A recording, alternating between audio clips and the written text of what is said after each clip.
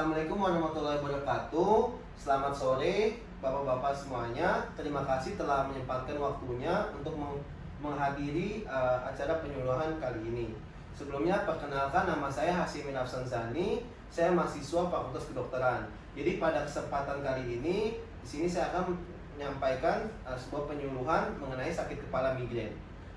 Tapi Bapak-bapak, sebelum saya menyampaikan penyuluhan, sini saya akan putarkan video terlebih dahulu. Sejumlah persiapan terkait dengan pihak pemerintah provinsi Sulawesi Selatan maupun pemerintah kota Makassar untuk penerapan PSBB.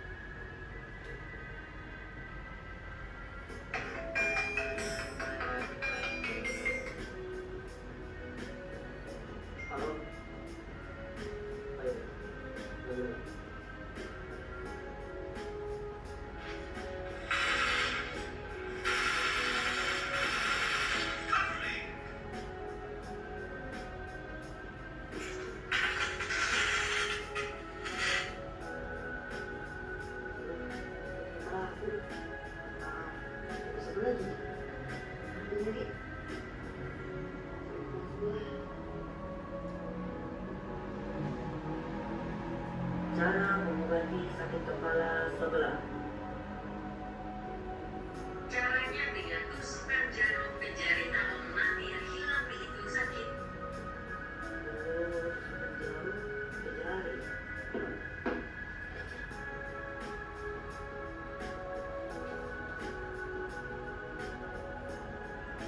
Fandi, apa kau bikin? Ini beda dia bilang pembugar kalau sakit kepala tak tusuk salah satu jari. Bukan begitu, Fandi. Gini, Fandi. Sampai saat ini, pemerintah masih menganjurkan masyarakat untuk lebih banyak melakukan aktivitas dalam rumah. Anjuran tersebut diberlakukan untuk menerapkan protokol pencegahan penularan virus corona atau COVID-19. Di tengah semakin banyaknya aktivitas masyarakat di dalam rumah, semakin meningkat pula intensitas penggunaan perangkat gadget seperti telepon, TV, komputer, laptop, dan sebagainya. Oleh karena itu, seseorang yang lebih banyak melakukan aktivitas di depan komputer ataupun handphone kerap kali mengeluh sakit kepala. Permasalahan sakit kepala bukanlah suatu hal yang baru. Hampir semua orang pernah mengalami sakit kepala pada sebelah sisi kepala saja, atau yang kerap kali disebut dengan migrain. Migrain adalah nyeri kepala dengan intensitas sedang hingga berat, yang terasa berdenyut dan biasanya menyerang hanya sebelah sisi kepala saja. Gejala ini biasanya berlangsung 4 hingga 72 jam, dan biasanya diperberat dengan adanya aktivitas. Pada umumnya, migrain lebih banyak dialami oleh wanita dibandingkan oleh pria. Berdasarkan penelitian dari WHO, setengah hingga 3/4 populasi orang dewasa berusia 18 hingga 65 tahun di dunia pernah mengalami sakit kepala, dan 30% diantaranya adalah sakit kepala migrain. Adapun klasifikasi dari migrain, yang pertama itu migrain tanpa aura, yaitu sakit kepala yang terjadi tanpa adanya tanda-tanda dan gejala, tetapi selama telah terjadi sebanyak 5 kali. Kemudian yang kedua itu ada migrain dengan aura, biasa juga disebut dengan migrain klasik, sakit kepala yang terjadi sebelum terjadinya migrain. Ini umumnya berupa masalah penglihatan seperti kilatan cahaya pada mata, kedekuan pada leher, dan kram pada anggota tubuh. Jenis ini terjadi sekitar sepertiga dari pengidap migrain.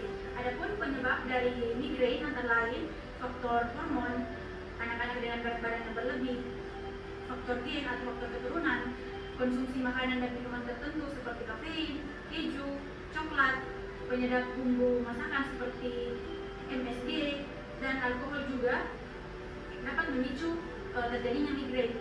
Kemudian, faktor lain yang memicu terjadinya migrain yaitu stres dan kelelahan dapat memicu terjadinya migrain atau sakit kepala sebelah. Adapun beberapa gejala yang mungkin dirasakan seseorang yang mengalami migrain, yaitu salah satunya nyeri berdenyut seperti dipukul atau bahkan ditarik-tarik. Dan tidak jarang juga disertai dengan lemas, mual, dan muntah. Dan begitu banyak juga kasus yang terjadi pada orang dewasa, yaitu mengalami gangguan penglihatan serta sensitif terhadap cahaya atau bahkan juga bunyi. Sehingga beberapa orang yang mengalami nyeri kepala atau sakit kepala sebelah, migrain atau sering kita sebut migrain, lebih cenderung nyaman di tempat yang gelap, senyap, dan nyaman. Mungkin banyak dari kalian mengetahui bahwa obat merupakan salah satu yang dapat menyembuhkan dari penyakit migrain. Nah, tapi tahukah kalian, bukan hanya obat yang bisa membantu untuk penyembuhan migrain. Yang pertama adalah terapi perilaku, di mana terapi perilaku ini kita harus menjauhkan dari faktor yang memperberat dari penyakit migrain, seperti dari cahaya, suara kebisingan, maupun penciuman bau yang tajam. Dan juga bisa kita di sini mengendalikan dari faktor risiko lain seperti mengendalikan stres. Nah, selanjutnya yang kedua adalah terapi relaksasi, di mana di sini kita harus memposisikan posisi kita senyaman mungkin, serileks mungkin, tanpa adanya beban seperti kita tidak ada berpikiran seperti stres. Nah, setelah itu kita tarik nafas secara perlahan, setelah itu hembuskan secara perlahan. Lakukan tindakan ini berkali-kali dan nantinya di sini akan memperingan dari gejala migrain. Nah, selanjutnya apabila gejala migrain semakin memperberat atau sulit diatasi, segeralah lakukan konsultasi ke pelayanan kesehatan terdekat. Tapi ingat, sebelum kita datang ke pelayanan kesehatan, kita terapkan protokol kesehatan yang baik dengan cara 3M, yaitu mencuci tangan, menggunakan masker, dan menjaga jarak.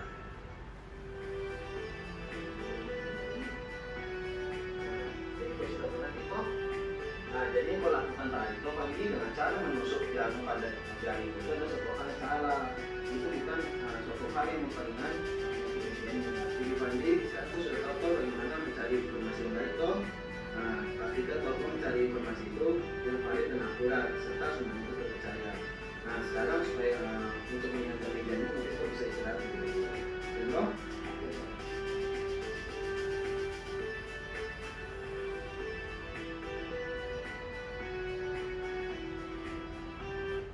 Ya, terima kasih Bapak atas perhatian telah menonton video saya. Jadi sebelumnya saya mau bertanya nih kepada Bapak semuanya. Bapak semuanya pernah mengalami sakit kepala? Ya, pernah. Ya, pernah pastinya.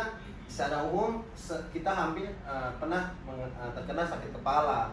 Nah, jadi di sini saya oleh karena itu di sini saya akan melakukan penyuluhan untuk menjelaskan apa sih itu sakit kepala migrain, apa sih itu penyebabnya dan bagaimana sih itu penanganannya, serta bagaimana sih tanda dan gejalanya dari migrain itu. Jadi migrain adalah sakit kepala di mana yang memiliki intensitas sedang hingga berat yang terasa berdenyut dan pada umumnya hanya mengenai sisi sebelah dari kepala saja dengan durasi 4-72 jam dan biasa diperberat oleh aktivitas fisik. Nah, setelah kita mengetahui apa dari definisi dari migrain, bagaimana sih tanda gejalanya kalau orang terkena migrain itu seperti apa? Nah, jadi yang pertama itu tanda gejalanya itu ada terbagi menjadi 4 tahapan. Yang pertama adalah pranormal. Apa sih itu pranormal? Pranormal itu adalah tahapan sebelum terkenanya sakit kepala. Nah, jadi di sini perasaan Bapak seperti ada perasaan yang hilang, baru bagian leher Bapak terasa kaku, serta ada rasa yang tidak puas. Nah, selanjutnya itu Yang kedua itu ada namanya tahapan aura. Nah, jadi aura ini Bapak bisa terjadi sebelum dan pada saat terjadinya migrain. Nah, di mana terjadinya gangguan seperti penglihatan atau sensitif terhadap cahaya. Yang ketiga baru ini terjadinya sakit kepala. Nah, sakit kepala ini itu sangat terasa berdenyut dan biasanya hanya kepala sebagian saja yang terkena dengan durasinya 4-72 jam. Nah, biasanya sakit kepala ini disertai dengan mual dan muntah dan lemas, dan biasanya ini juga terjadinya gangguan penglihatan atau sensitif terhadap cahaya, bau maupun suara yang tajam. Nah, selanjutnya yang keempat itu tahapan resolusi. Nah, di sini tahapan resolusi ini terjadi setelah 24 jam setelah terjadinya serangan, di mana ini merupakan fase yang merupakan di sini fase dari ringannya dari gejala, ya. Nah, selanjutnya itu apa saja sih faktor yang bisa menyebabkan dari migrain ini? Nah, yang pertama itu adalah bisa karena faktor hormon, bisa karena faktor dari lifestyle, bisa dari faktor lingkungan, bisa dari faktor dari pola makan, bisa juga karena faktor dari obat-obatan. Nah, selanjutnya itu bagaimana sih penanganan dari migrain ini? Nah, mungkin pasti kita mungkin bapak-bapak udah kalau sakit kepala minum aja obat. Nah, tapi tidak selamanya tidak selamanya kita harus dengan meminum obat. Nah, tetapi bisa juga dengan menerapkan yang pertama ada terapi perilaku, di mana di sini kita menjauhkan dari faktor-faktor resiko yang bisa memperberat dari migrain seperti cahaya maupun suara. Yang kedua ada terapi relaksasi, di mana terapi relaksasi ini kita harus memposisikan posisi kita tenang, senyap, dan tidak ada pikiran beban atau stres. Nah, setelah itu kita tarik nafas secara perlahan, setelah itu kita hembuskan. Nah, lakukan ini berkali-kali. Dengan melakukan ini dapat memperingankan dari sakit migrain. Nah, dari terapi yang sudah saya jelaskan tadi, itu sebenarnya tidak serta-merta bisa menyembuhkan migrain, tapi setidaknya dapat memperingan dari sakit gejala migrain. Nah, setelah itu bisa juga kita melakukan terapi mandiri. Nah, terapi mandiri ini bisa kita lakukan di mana kita beristirahat dan bisa kita istirahat pada di tempat tidur dengan keadaan yang gelap dan sunyi tanpa ada suara yang bising. Nah, mungkin selanjutnya itu sini saya akan menjelaskan upaya. Bagaimana sih upaya supaya kita tidak bisa kena serangan migrain lagi? Nah, itu ada upaya yang pertama, kita melakukan identifikasi pemicu dari migrain, di mana di sini bapak-bapak bisa mencatat pada saat setelah terjadinya migrain, yaitu mencatat kapan terjadinya migrain, gejala apa yang bapak rasakan, dan faktor apa yang bisa memperberat serta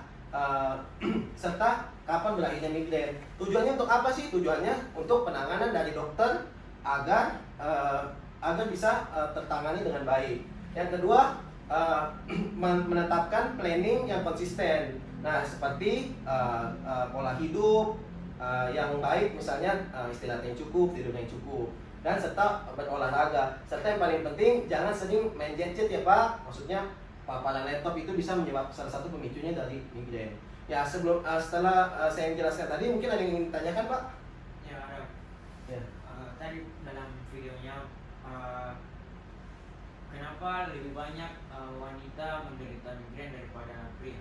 Ya, betul sekali, pertanyaan Bapak sangat bagus ya. Jadi begini Pak, tadi kan sudah saya jelaskan ada salah satu faktor hormon yang bisa memicu dari penyakit migrain. Nah, pada wanita khususnya pada saat menstruasi itu dia terdapat hormon estrogen yang menurun, sehingga hormon estrogen yang menurun itu bisa menyebabkan memicu dari penyakit migrain. Nah, jadi apakah Bapak sudah jelas? Oh, iya, Ya, sudah jelas. Ya, mungkin masih ada yang ingin ditanyakan? Ya. Bila tidak ada, mungkin saya akhiri. Semoga apa yang saya sampaikan bisa Bapak sampaikan ke orang lain dan bisa Bapak dapatkan manfaatnya yang baik. Nah, mungkin sekian dari saya. Kurang lebihnya mohon maaf. Terima kasih Pak atas perhatiannya. Wassalamualaikum warahmatullahi wabarakatuh.